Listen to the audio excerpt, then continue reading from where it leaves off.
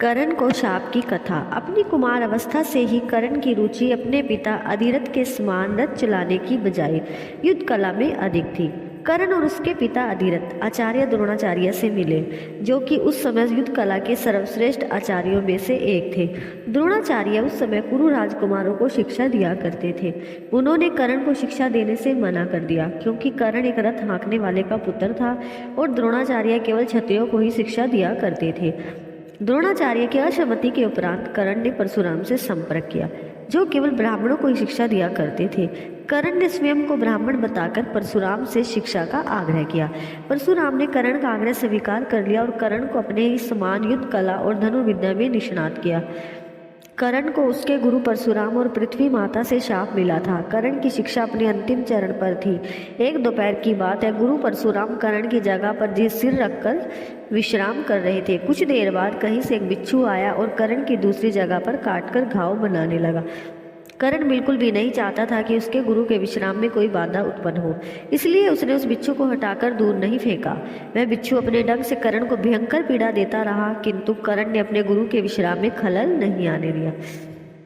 कुछ देर बाद जब गुरु परशुराम की निद्रा टूटी और उन्होंने देखा कि कर्ण की जांघ से बहुत रक्त बह रहा था, उन्होंने कहा कि केवल किसी क्षत्रिय में ही इतनी सहनशीलता हो सकती है कि वह बिच्छू का डंक सह ले, ना कि किसी ब्राह्मण में। और परशुराम ने उसे मिथ्या भाषण के कारण शाप दिया। जब भी वह कर्ण को उनकी दी हुई शिक्षा की सर्वाधिक आवश्यकता होगी, उस दिन वह उसके काम नहीं आएगी। कर्ण, जो कि स्वयं भी नहीं जानता था कि वह किस वंश से है, अपने गुरु से क्षमा मांगी और कहा कि उसके स्थान पर यदि कोई और शिष्य भी होता तो वो भी यही करता। यदि भी कर्ण को क्रोधवश शाप देने पर परशुराम को बहुत गिलानी हुई, किंतु वे अपना शाप वापस नहीं ले सकते थे। तब उन्होंने कर्ण को अपना विजय नामक धनुष प्रदान किया और उसे आशीर्वाद भी दिया कि उसे वह वस्तु मिलेगी जिसे वह सर्वाधिक चाहता है, अमिट प्रसिद्धि। कुछ लोक कथाओं में यह भी माना जाता है कि बिच्छू के रूप में स्वयं देवराज इंद्र ने कर्ण को पीड़ा पहुंचाई थी, क्योंकि वे परशुराम के समक्ष उसकी वास्तविकता को उजागर करना चाहते थे। परशुराम के आश्रम से जाने के पश्चात कर्ण कुछ समय तक भटकता रहा। इस दौरान वह शब्द वेदी विद्या सीख रहा था।